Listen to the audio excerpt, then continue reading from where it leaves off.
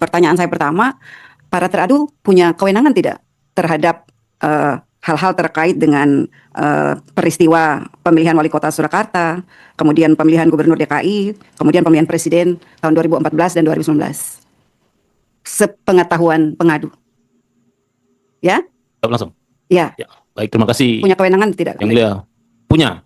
Karena yang saya persoalkan adalah tindakan korektif terhadap arsip yang sudah hilang di KPU Surakarta dan antisipatif supaya KPU DKI juga menyerahkan arsipnya dan KPU RI juga segera menyerahkan arsipnya ke Andri sehingga Andri bisa melakukan proses autentikasi.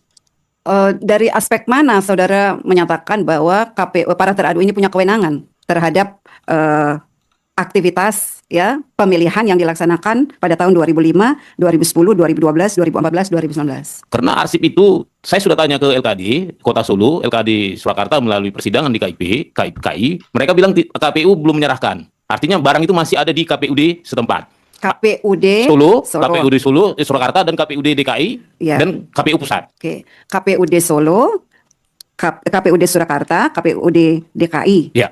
dan KPU Pusat. Yang mana itu yang ada di KPU Surakarta? Arsip yang mana? Coba dipilah, rincikan. Jadi, dokumen arsip yang mana yang ada di Surakarta, DKI Jakarta dan Pusat.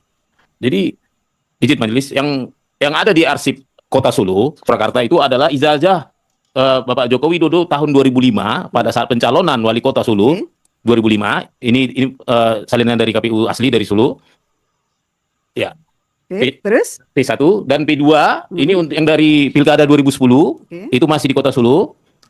Terus yang 2012 karena beliau nggak selesai wali kotanya 5 tahun dia langsung ke DKI. Ini arsip yang tahun 2012. P3 berikutnya P4 itu yang 2014 sama P5 untuk yang 2019 yang boleh. Terus yang di KPU Pusat? KPU Pusat yang P5 sama P4. P4. Oke. Jadi yang saudara dalilkan karena dokumen ini masih berada di KPU. Iya. Ya. Terus kesalahan daripada para teradu ini apa? Kalau dokumen itu masih berada di KPU? Karena di KPU punya perjanjian dengan Kepala Andri sehingga menghasilkan yang namanya Peraturan KPU nomor 18 tahun 2013 yang menyebutkan bahwa jadwal retensi arsip itu adalah 5 tahun. 2+3. Sehingga saya menganggap arsip yang 2010, 2005 seharusnya sudah itu sekitar berarti sudah 20 tahun lalu. Itu jauh dari kepentingan KPU Kota Surakarta menyimpan ini. Kenapa? Pejabatnya juga sudah bertanggung jawab, sudah pindah juga, tidak ada permasalahan hukum. Seperti yang tadi teman-teman Andri sebutkan, tidak ada alasan untuk KPU menahan ini untuk diserahkan ke lembaga kearsipan. Siapa yang punya kewenangan untuk menyerahkan kepada Andri? Seharusnya KPU. Di mana diatur setahu saudara? Jadwal retensi arsip di PKPU. Di PKPU? Iya. Kalau arsip yang 2019?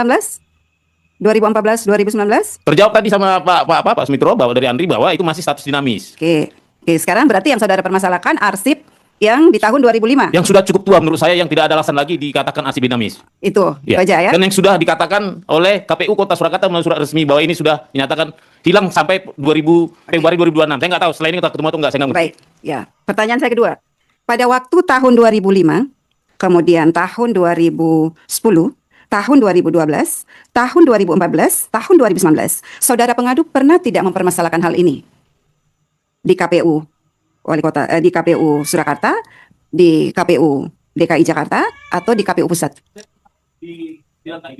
Nah, pada tahun itu. Oh, pada tahun itu saya nggak ada urusan. 2005 saya nggak kenal sama sekali. Tidak ya. Jadi itu sejalan dengan keterangan dari pihak terkait Bawaslu. Ya. Tidak ada laporan, tidak ada temuan terkait dengan syarat calon wali kota, syarat calon gubernur, dan syarat calon presiden. Ya. Terkait dengan ijazah yang saudara sebut-sebut tadi ya. Oke. Saksi juga demikian?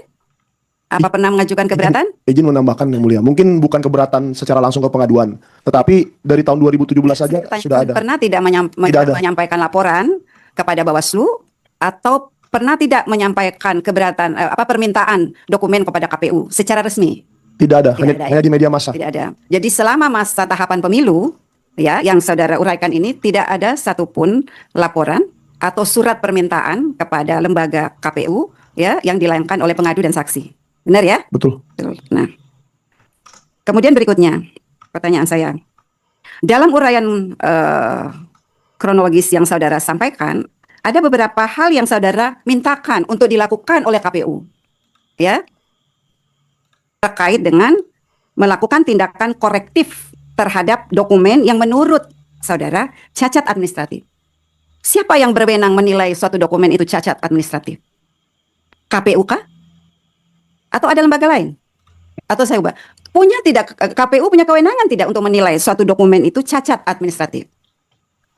Baik, Yang Mulia.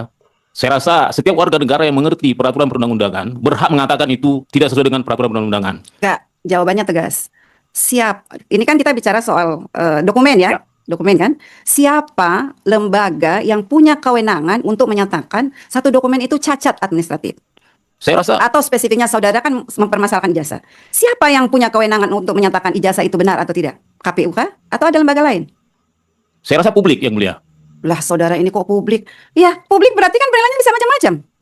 Ya, sederhana, Yang Mulia. Saya membaca undang-undang, semua publik membaca undang-undang. Begitu undang-undang bilang Siapa yang berwenang menyatakan satu dokumen itu cacat administratif? Siapa? Ingin meluruskan, Yang Mulia. Iya. Isu yang diajukan oleh Saudara Bonatua itu bukan perihal ijazah sebagaimana yang diterbitkan oleh universitas. Yang menjadi isu hari ini adalah legalisir yang dipergunakan sebagai dokumen persyaratan yang di dalamnya ada sejumlah fakta yang wajib ada namun tidak tersedia.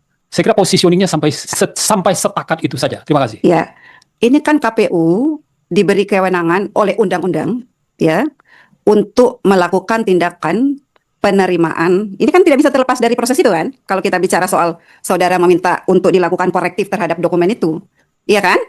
Diberikan kewenangan oleh undang-undang untuk menerima dokumen persyaratan, ya kan? Nah, dalam melakukan verifikasi dokumen sebagaimana perintah undang-undang dan juga PKPU, KPU tidak berdiri sendiri. Dia melibatkan lembaga-lembaga lain yang punya kewenangan untuk menilai. Makanya penting tadi pertanyaan, ada tidak keberatan yang disampaikan oleh pengadu terkait dokumen yang diserahkan dalam pelaksanaan tahapan pemilu itu? Ya kan? Tidak ada. Nah sekarang dokumen itu Sebenarnya ada, Yang Mulia. Saya ingin koreksi. Sebentar, jangan dipotong. Ya, ini meluruskan. Sebentar. Oke. Ya. Dokumen ini kan sudah menjadi arsip. Benar nggak? Pertanyaan saya, sama tidak dokumen dan arsip?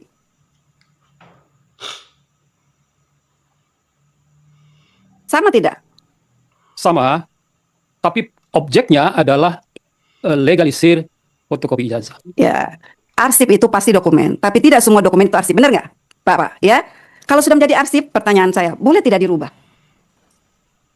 Punya kewenangan tidak KPU merubah arsip? Kan tadi ini saya berangkat dari saudara punya permintaan, tidak melakukan tindakan korektif terhadap dokumen cacat administratif. Punya tidak kewenangan KPU melakukan itu? Saudara meminta, ini tanggalnya tidak sesuai, tidak ada, apalah tadi yang punya tidak kewenangan KPU merubah itu secara sepihak.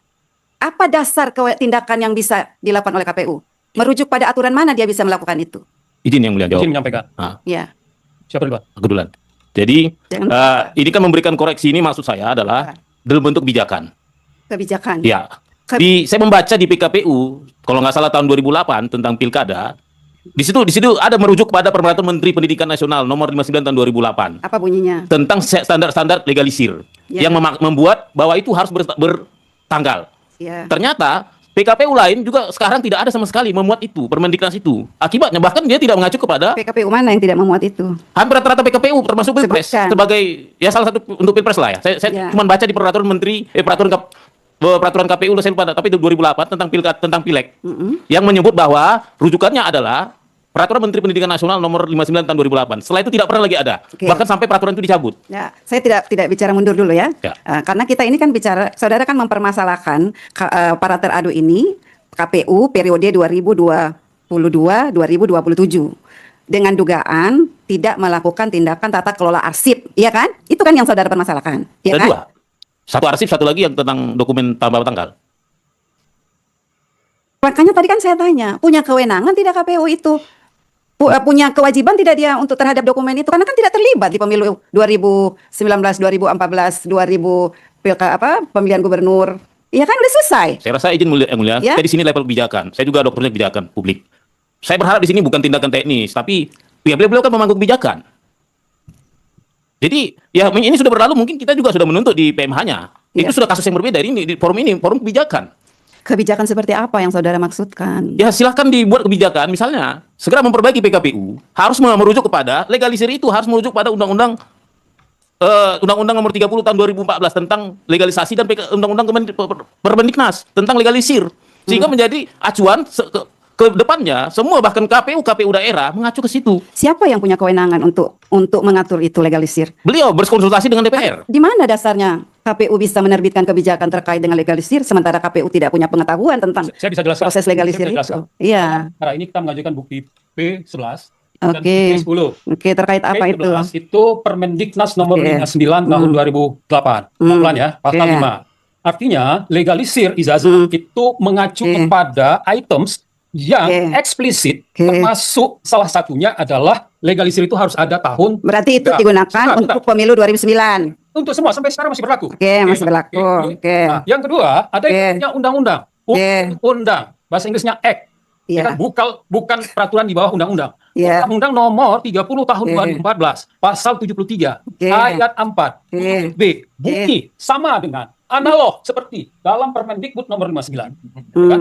Artinya ini menjadi rujukan dan wajib di mainstreaming Oke. ke dalam peraturan perundang-undangan, termasuk Black's Regal yang Ya. ada di lembaga negara manapun, Oke. termasuk KPU. Oke. Nah, Terus? itu posisinya. Terus? Yang kedua, kami tidak dalam posisi yang keliru untuk meminta mereka mengoreksi kekosongan data versi Permendiknas junto versi Undang-Undang 30 tahun 2014 pasal 73. Karena kami paham dan mereka juga mengerti dan cerdas kalau itu dilakukan, itu sudah mengubah dokumen. Oke, sekarang saya tanya, Pak. Oleh karena itu, Hmm. kami ingin luruskan anggota DKPP.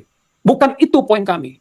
Apa Poinnya adalah KPU sebagai lembaga negara dengan undang-undang punya tanggung jawab terhadap A to Z dokumen arsip negara di KPU. Terima kasih. Sekarang saya tanya, sepengetahuan Bapak, apakah pada waktu pemilu 2009, kan terbit 2014, 2019, KPU tidak tunduk pada peraturan itu? Sepengetahuan Bapak. Saya tidak tahu, kita akan ajukan saksi dan ahli. Ya, gimana saudara mempermasalahkan KPU kalau Bapak, teman-teman KPU yang sekarang ini, kalau pengadu sendiri tidak mengetahui apakah mereka bekerja sesuai dengan peraturan menteri itu atau tidak? Kami sudah uji dengan putusan Oke. Komisi Informasi Publik. Apa Dan hasilnya? data-data yang ditutup, dan karena itu menjadi objek sengketa. Baik. Jadi mohon untuk tidak, ya kan, introduksi kami dan silakan putuskan oleh DKPP. Jadi begini Pak, di dalam menuntut ya mempermasalahkan penyelenggara pemilu, kita kan harus jelas mendudukkan persoalannya. Apakah KPU itu bertanggung jawab yang saudara ajukan sekarang ini terhadap dokumen yang menurut para pengadu bermasalah pada waktu itu? Bertanggung jawab yang mulia. Karena yang kita uji adalah bukan penyelenggaraan pemilu, tapi adalah penyelenggara pemilu. Bagaimana? Yang menjadi objek dan kewenangan ini adalah tentang penyelenggaraan pemilu. Penyelenggaraan pemilu, Ya. Bukan penyelenggara pemilu. bukan penyelenggara pemilu, ya. Sementara yang diperiksa oleh DKPP itu adalah penyelenggara pemilu. Penyelenggara pemilu. Ya,